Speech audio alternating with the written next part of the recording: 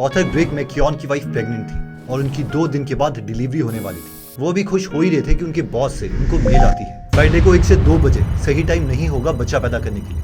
मैं चाहता हूँ कि तुम इस वक्त क्लाइंट के साथ मीटिंग अटेंड करो। फ्राइडे का दिन आया और उन्हें 3.25 किलो की खूबसूरत बच्ची पैदा हुई। लेकिन कुछ ही टाइम के बाद उन्हें कॉल आया, तुम मीटिंग में तो आ रहे हो ना। ग्रेग ने अपनी पत्नी को देखा जिनके हाथ में उनकी बच्ची थी और कहा, यस सर, मैं आ रहा हूँ। ग्रेग ने अपनी बच्ची को छोड़ा और मीटिंग अटेंड करने चले गए। मीटिंग के बाद उनके बॉस ने कहा, क्लाइंट खुश होंगे तुम्हारे इस डिसीजन की वजह से। ग्रेग ने क्लाइंट की तरफ देखा और मानो वो क्लाइंट उसे कह रहा हो, बेवकूफ, तू यहाँ पे कर क्या रहा है, तुझे तो अपनी बीवी के साथ होना चाहिए था। ग्रेग कहते हैं कि सबको खुश करने के चक्कर में मैं अपनी लाइफ को प्रायोरिटाइज कर ही नहीं पा रहा था, बल्कि बाकी लोग मेरी लाइफ को प्रायोरिटाइज कर रहे थे। इस गलती से सीख लेने के बाद ग्रेग ने जॉब छोड़ दी और अगले 2 साल तक हर रोज सुबह 5 बजे से 1 बजे तक एक बुक लिखना स्टार्ट किया जिसका नाम था एसेंशियलिज्म। यानी लाइफ में 1% सक्सेसफुल लोग ऐसा क्या करते हैं जिसकी वजह से वो बाकी के 99% लोगों से आगे बढ़ जाते हैं। इसके बाद ग्रेग ने सिलिकॉन वैली में एक स्ट्रैटेजी और लीडरशिप कंपनी खोली जो लीडर्स को ये बताती थी कि लेजी होने के बावजूद वो 1% सक्सेसफुल लोगों में कैसे आ सकते हैं। और ये एक 3 स्टेप प्रोसेस है जिसमें सबसे पहला स्टेप कहता है एक्सप्लोर एंड इवैल्यूएट।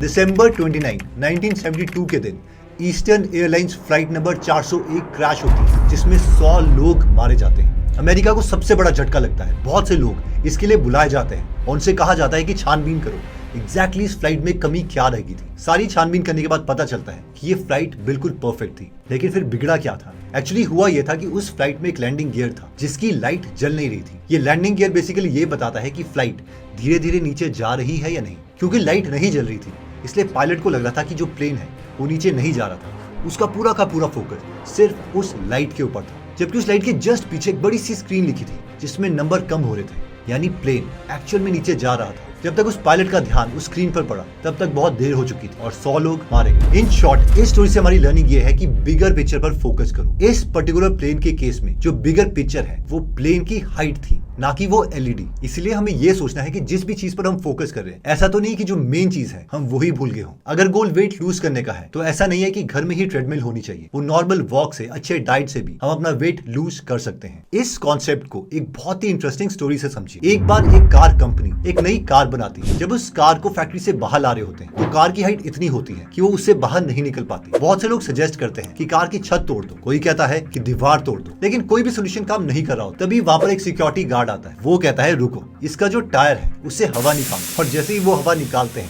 उस कार की जो हाइट है वो कम हो जाती है और वो कार उस फैक्ट्री से बाहर आ जाती है। In short, look at bigger picture. इस प्रोसेस में नेक्स्ट स्टेप आता है एलिमिनेट। हमें से बहुत से लोगों ने MS Dhoni the untold story ये मूवी तो जरूर देखी होगी। वो प्लेटफॉर्म वाला सीन याद है जिसमें MS धोनी कहते हैं, सर हम सोच रहे हैं कि हम कर क्या रहे हैं, हम एक क्रिकेटर हैं पर यहाँ हम TC का काम कर रहे हैं खड़गपुर स्टेशन में। फिर इस मूवी का सबसे आइकॉनिक सीन याद कीजिए जब प्लेटफॉर्म पे एक ट्रेन आती है और सुशांत सिंह राजपूत उसमें चढ़ जाते हैं। अगर धोनी ने ये TC वाली जॉब नहीं छोड़ी होती तो शायद इंडिया को 2011 का वर्ल्ड कप नहीं मिलता। धोनी ने ये जो काम किया इसे कहते हैं एलिमिनेट। यानी कोई भी ऐसी चीज जो हमारे बड़े गोल के साथ अलाइन नहीं हो रही है हमें उसे जिंदगी से हटा देना है, यानी एलिमिनेट करना है। इस डायग्राम को बहुत ध्यान से देखिए। लेफ्ट साइड में आप हैं जो हर रोज 8-10 चीजें करना चाहते हैं, 6-6 नए आइडियाज पर एक साथ काम करें, आपकी पूरी एनर्जी बस फैली हुई है। लेकिन राइट साइड पर आपका फ्रेंड है जो फुली फोकस तरीके से सिर्फ एक चीज पर काम कर रहा है, 1 साल, 2 साल, 3 साल, 4 साल। अब आप मुझे ये बताइए कि 5 साल के बाद कौन जीतेगा? आप जो 5 या 6 चीजें कर रहे हैं और उन सब चीजों में थोड़े एवरेज है, या फिर आपका दोस्त जो फुली फोकस तरीके से सिर्फ एक चीज पर काम कर रहा है? क्या आप उसे बीट कर सकते हैं? ऑब्वियसली नहीं। एक न्यूरो सर्जन 1 साल में इतना पैसा कमाता है जो एक जनरल फिजिशियन पूरी जिंदगी नहीं कमा पाता। बहुत से लोगों को पेट दर्द होता है लेकिन उस पेट दर्द को ठीक करने के लिए जनरल फिजिशियन भी बहुत से हैं, लेकिन ब्रेन ट्यूमर के लिए सिर्फ एक ही न्यूरोलॉजिस्ट, और इसलिए वो ज्यादा पैसे अर्न करते हैं। एलिमिनेट के इस प्रोसेस को स्टीव जॉब्स की स्टोरी से समझते हैं। जब स्टीव जॉब्स को उन्हीं की कंपनी एप्पल से निकाल दिया गया था तो उन्होंने एक नई कंपनी खोली जिसका नाम था नेक्स्ट। उसके लिए उन्हें लोगो चाहिए था, जिसके लिए उन्होंने बहुत से डिजाइनर्स अपने पास बुलाए और सबको कहा कि मुझे 4-5 डिजाइन दिखाओ ताकि मैं इसका लोगो परफेक्ट बना सकूं। एक दिन स्टीव जॉब्स की मीटिंग एक फेमस डिजाइनर से हुई जिसका नाम था पॉल रैट। स्टीव जॉब्स ने पॉल को कहा कि मुझे 4-5 डिजाइन बना के दिखाओ, फिर उसमें से हम इसे फाइनलाइज करेंगे। इस पर पॉल ने कहा,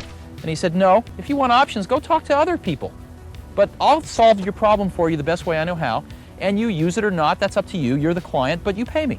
मैं अपनी एनर्जी को डाइवर्स नहीं कर सकता 5-6 लोगों में, सिर्फ एक बनाऊंगा लेकिन बेस्ट बनाऊंगा। कुछ हफ्तों के बाद जब पॉल स्टीव जॉब्स के पास वो लोगो लेके आए तो स्टीव जॉब्स के मुंह से सिर्फ एक चीज निकली, वाओ। स्टीव जॉब कहते हैं कि ये परफेक्ट लोगो था जो आज तक का मैंने देखा था, और पॉल की उन्होंने बहुत तारीफ करी। देखिए 5 अक्टूबर 2021 को प्राइम मिनिस्टर नरेंद्र मोदी ने अपने ट्विटर हैंडल पर राकेश झुनझुनवाला के साथ एक पिक्चर पोस्ट करी। झुनझुनवाला के साथ उनकी ये तस्वीर काफी वायरल हुई और चर्चा राकेश झुनझुनवाला के शर्ट पर थी। आखिर उन्होंने एक शर्ट ऐसी क्यों पहनी जो प्रॉपर्ली आयरन नहीं थी। 10,000 रुपए पर मंथ कमाने वाले हम जैसे लोग एक ऐसे आदमी को सजेशन दे रहे थे जिसकी नेटवर्थ 5.8 बिलियन US डॉलर, यानी करीबन 45,000 करोड़ रुपए। जब लेट श्री राकेश झुनझुनवाला जी से इस शर्ट के बारे में कहा गया तो उन्होंने कहा, वो मैंने इस्त्री कराई थी 600 रुपए लगा के, फिर भी कम बोलोगे। आई तो go to office in my shorts, क्या है उसमें? कोई कस्टमर नहीं है, कोई क्लाइंट नहीं है, अपनों क्या करना है।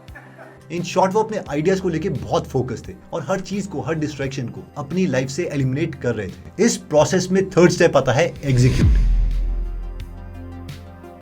एक बार दिव्यांश अपने मेंटर से मिला और कहा कि मैं अपने बिजनेस को बहुत ग्रो करना चाहता हूँ, इसके लिए मैं क्या करूँ। उसके मेंटर ने उससे कहा कि तुझे अपने बिजनेस में उन चीजों को पहचानना होगा जो तेरे बिजनेस को स्लो कर रही है। दिव्यांश ने अपने मेंटर को हाँ कह दिया, लेकिन एक्चुअल में उसे कुछ समझ नहीं आया था। शाम को दिव्यांश अपने मोहल्ले के काफी सारे लड़कों को माउंटेन में हाइकिंग करने के लिए ले गया। दिव्यांश ने नोटिस किया कि कई लड़के बहुत तेजी से पहाड़ चढ़ रहे थे, लेकिन कई लड़के बहुत ज्यादा स्लो थे और इन दोनों ग्रुप्स के बीच में बहुत ज्यादा डिस्टेंस था, जिसकी वजह से बार बार एक ग्रुप को रोकना पड़ता और फिर दूसरे ग्रुप को उन तक पहुंचने के लिए वेट करना पड़ता। इन सब लड़कों में से एक लड़के का नाम था हर्बी, जो बहुत ही स्लो चल रहा था। दिव्यांश ने इसका सोल्यूशन ढूंढा। उसने इन सबको रोक दिया और हर्बी को, जो कि सबसे पीछे चल रहा था, उसे सबसे आगे ले आया और इन सबको कहा कि अब तुम सिर्फ एक लाइन में चलोगे। अब इससे फायदा तो ये हुआ कि सारे के सारे लड़के एक साथ चल रहे थे, लेकिन नुकसान ये था कि हर्बी की वजह से बाकी सब लोग भी स्लो चल रहे थे। फिर दिव्यांश ने उसका सेकंड सोल्यूशन निकाला। उसने हर्बी को रोका, उसका बैग खोला जिसमें बहुत सारी बुक्स थी, खाना था, वो सब चीजों को निकाला और उसे बाकी लड़कों में बांट दिया ताकि हर्बी का बैग हल्का हो जाए। और इसके बाद हर चीज परफेक्ट काम करने लगी। सारे के सारे लड़के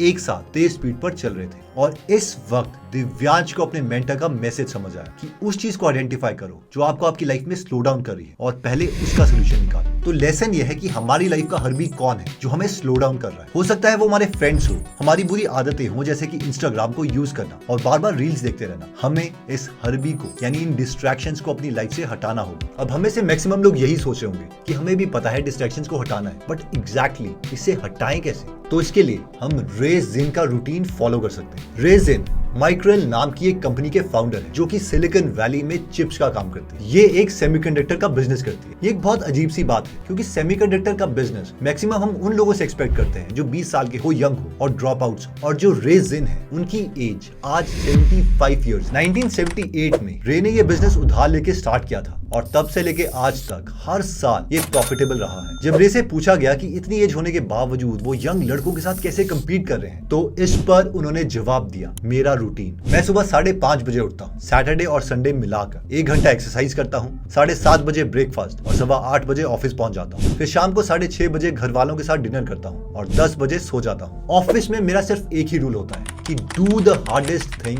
फर्स्ट। मुझे पता है कि जो चीजों के काम करने का सीक्वेंस है इंसान को लाइफ में वही जिताता है। अब क्योंकि मैं हर रोज सिर्फ 6 से 8 घंटे ही प्रोडक्टिवली काम कर सकता हूँ, इसीलिए मैं सबसे मुश्किल चीज सबसे पहले करता हूँ जो कंपनी को आगे लेके जाएगी, और बस ऐसा मैं करते रहता हूँ। अब इससे होता यह है कि जो लेस प्रायोरिटी वाले टास्क है, यानी मेरे हर्बी जो मेरा टाइम वेस्ट कर रहे हैं, उन कामों के लिए मेरे पास टाइम बचता ही नहीं और मैं हमेशा प्रोडक्टिव रहता हूँ। ये 2 डायग्राम्स हमारी लाइफ का निचोड़ है कि कौन सक्सेसफुल होगा और कौन डिप्रेशन में जाएगा। हमें सबसे ज्यादा फ्रस्ट्रेशन तब होती है जब हम इन तीनों में से एक भी चीज कर रहे होते हैं। इनमें सबसे पहले है कि हमें हर चीज चाहिए, जिसकी वजह से होगा ये कि हमारी एनर्जी बिल्कुल फैल जाएगी और इंपॉर्टेंट चीज के लिए हमारे पास कोई एनर्जी बचेगी नहीं। दूसरी चीज जो हमें अनसक्सेसफुल बनाती है वो है कि हम हर पॉपुलर चीज के पीछे भागने लगते हैं। ड्रॉप शिपिंग देखी तो उसके पीछे भाग जाएंगे, ब्लॉकचेन देखा तो फिर वो करने लग जाएंगे। इन शॉर्ट अपनी एनर्जी को एक चीज पर फोकस नहीं रख पाएंगे। और फाइनली तीसरी चीज जो हमें फ्रस्ट्रेट करती है वो ये है हमारा एटीट्यूड कि हमें हर चीज अभी चाहिए। अब देखो कई चीजों को 5 साल लगने ही है, तो उसके लिए हमें उतना वेट करना ही पड़ेगा। देखिए जो मैक्सिमम चीज हम कर सकते हैं वो यही है जो रे जिन कर रहे हैं, यानी अपने 6 से 8 घंटे हर रोज सुबह के उसी चीज को दूं जो सबसे मुश्किल है, यानी लाइफ में मुझे आगे लेके जाएगी, और बाकी सारे छोटे टास्क को मैं नो बोल दूं, अपनी लाइफ से एलिमिनेट कर दूं। हमें सबसे ज्यादा फ्रस्ट्रेशन तब होती है जब हमें सेंटर पे लाए करते हैं, यानी हम तीनों चीजें कर रहे हैं। हमें हर चीज चाहिए, हर नई चीज भी चाहिए और वो अभी चाहिए। अब देखते हैं कि जो मोस्ट सक्सेसफुल लोग हैं वो किस फॉर्मूले में काम करते हैं। वो भी 3 चीजें करते हैं। 1,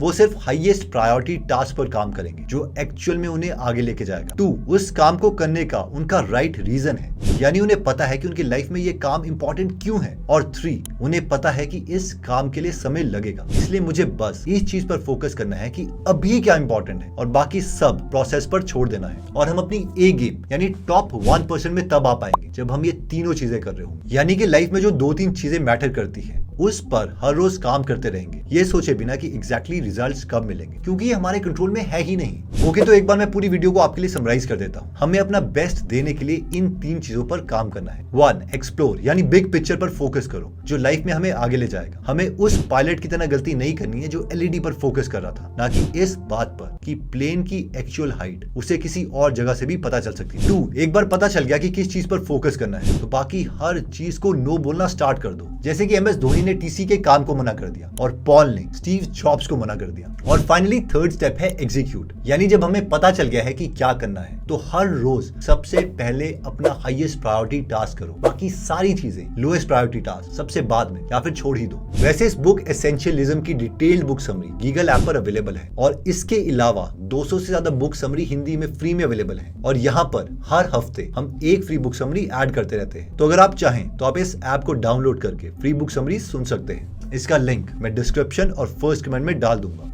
जय हिंद।